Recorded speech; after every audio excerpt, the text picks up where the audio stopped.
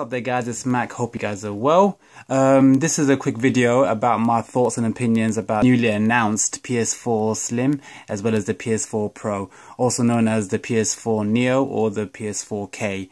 Now this is going to be releasing in the next couple of months, so I wanted to do a quick video about the specs and obviously there's a sort of a small comparison compared to Microsoft's Xbox One S as well as the Xbox Scorpio that's due to come out next year. So let's get straight into it. I'm going to go straight into the price point first of all. The PS4 Slim will be releasing at $299, which is £259. The PS4 Pro will be releasing at $399, and the price in pounds will be £349. So I'm just going to be looking at my notes on my iPad quickly. Basically, compared to the Xbox One S, I'm going to do it in pounds just to keep it more simple. So we got already a big contrast here. The PS4 Pro will be coming out at £349, whereas the Xbox One S has already came out with the 2TB version, which was unfortunately sold out at present time, but that came out at £349 for the 2TB version, and their base model was £249, which was the 500GB one. So already for the 2TB version, you got the same price as PS4 Pro, but you got a lot more hard drive, whereas the PS4 Pro will be coming out straight as 1TB only. So price wise, definitely I think the Xbox One and S came out with a 2TB one for £349, which was a much better deal compared to the PS4 Pro coming out at £349 with only 1TB. The PS4 Slim also has a really weird shape. I'm going to quickly put a post up, a picture up of the PS4 Slim as well as the PS4 Pro. Just have a look at that as well as the prices on there.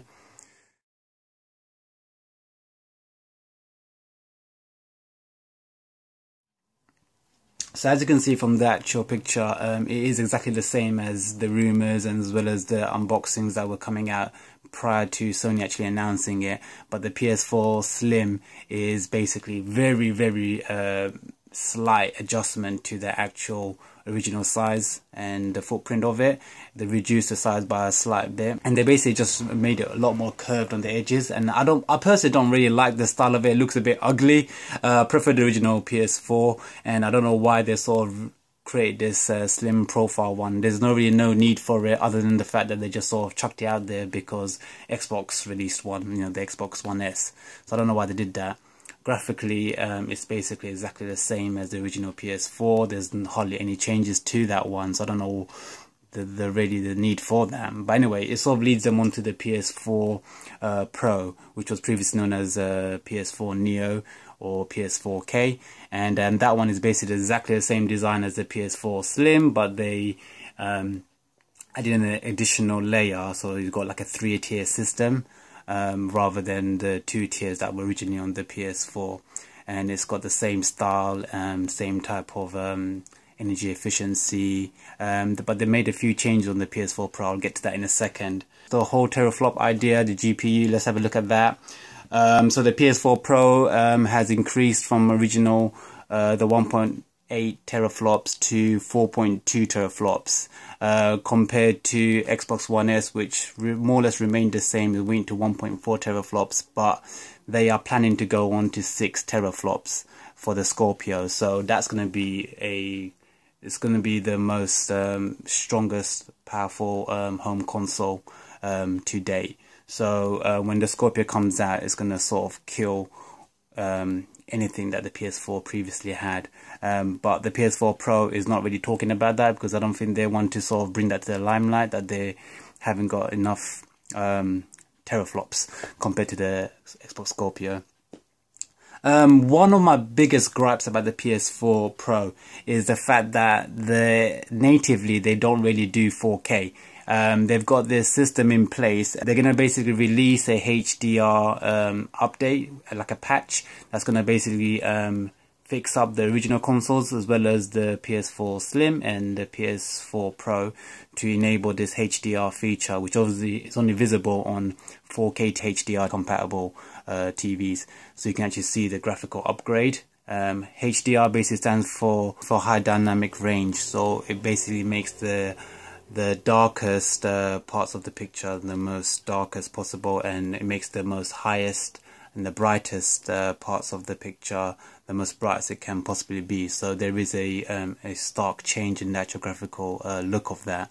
I don't want to go too much into specs, but essentially HDR support is native on the Xbox One S, and it will be and on the Xbox Scorpio it's going to have 4K natively built in.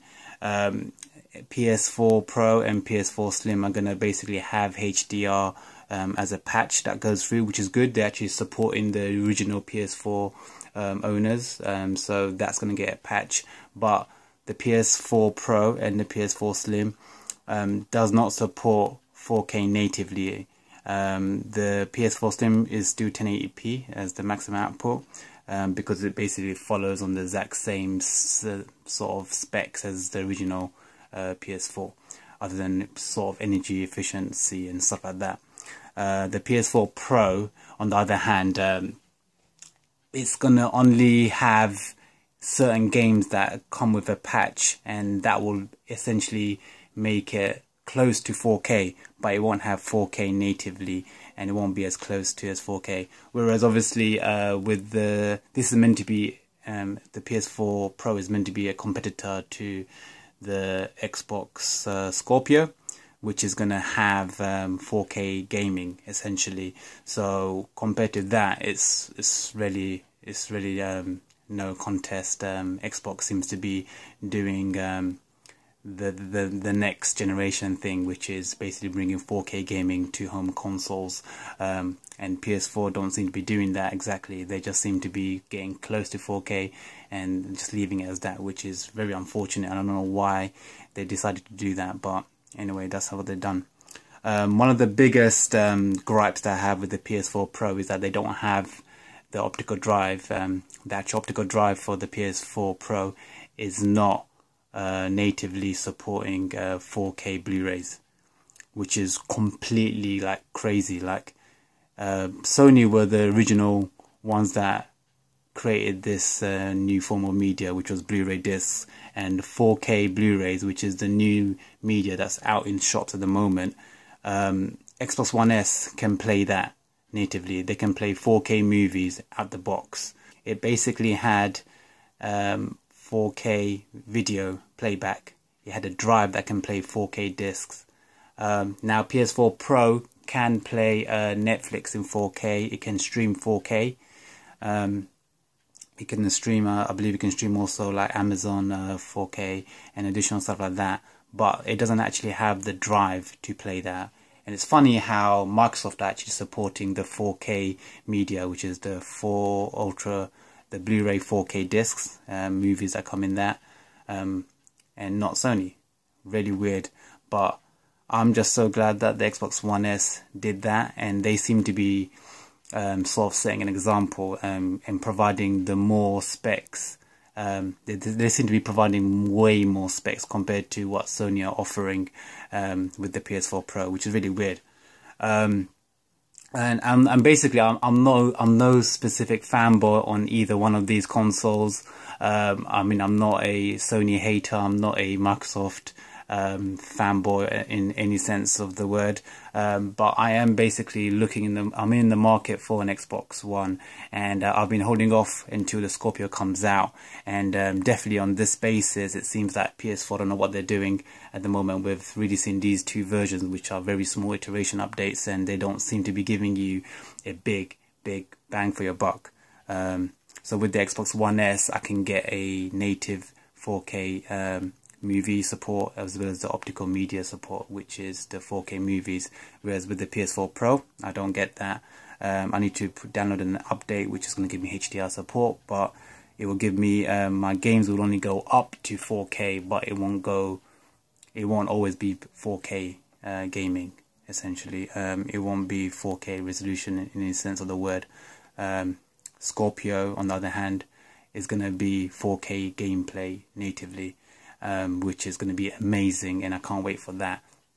I've already invested in the PS4. I've already got the original PS4 that came out, and I don't really see the need for me to personally upgrade to the PS4 Pro or the PS4 Slim PS4 Slim on the basis that it's just really ugly, and my original one just looks way more better. If you want to see my unboxing for my original PS4, I had the Final Fantasy edition, limited edition one that I picked up.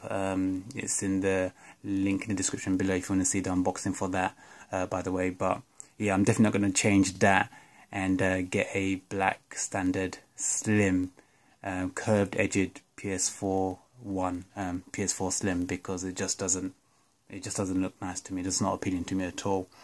Also, the style wise, Xbox One came out with that white fresh trim color. It was 40% smaller, and the Xbox One S did make a big difference in the style and the look compared to the PS4 Slim, which didn't really make much of a difference. Not much of a size reduction, and style wise, I personally think it doesn't look as nice as the original PS4 design. And the PS4 Pro sort of made it a bit more chunky, followed that same footprint of the Slim, but just added the additional layer to make it a 3-tier console, which it doesn't look all that. The control pad was changed slightly. They added the additional light at the top, so you can sort of see the light sensor from the front facing rather than on the back of the controller. But other than that, the control pad is more or less the same, whereas the Xbox One S made a big change with the controller. They added in the Bluetooth feature, so you can connect it wirelessly to your PC, as well as they also added in this new rubbery texture at the back of the controller, so it became more better to hold and had a bit more grip to it.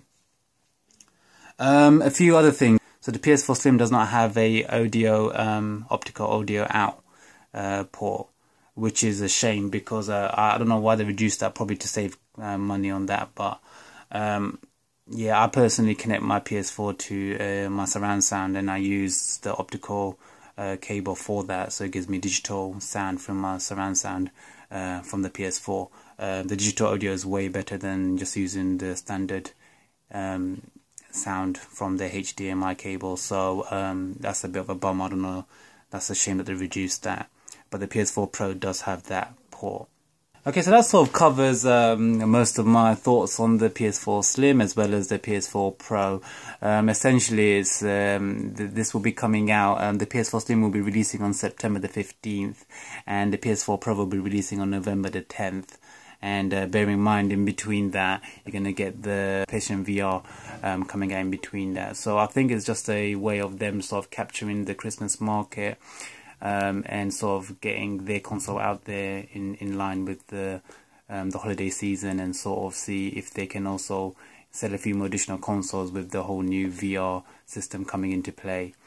Essentially, the PS4 Pro will be getting 1 year's head start in the console market, but I think the Scorpio, when that drops next year, that's going to set a new benchmark, and that truly will be a next-gen console, because it will, even though they say it's part of the same family, that will be it will have 6 teraflops. It's going to be the most strongest and the most powerful home console to date, and it will have natively 4K games. So it will have games that can run in 4K, which is going to be amazing, obviously, providing you have a 4K TV. So my closing thoughts will be that I think definitely hold off. I don't think it's worth the money to upgrade. Unless you haven't got a PS4 at all, then you could possibly go straight in for the PS4 Pro. Other than that, I say hold off. You don't need to upgrade if you've got a PS4. And also just look forward to the Scorpio that's going to be coming out hopefully next year, and that should set a new precedence for consoles. And let's see what happens from there on, if they're going to be doing more and more upgrades in the future. Anyway, that's my thoughts on that. Hope you guys enjoyed that video. Don't forget to hit that like button if you enjoyed that video. Also, do leave a comment if you have any questions yourself, and I'll try my best to answer them. So subscribe if you haven't already. And until next time, take care guys, this is Mac. Peace out.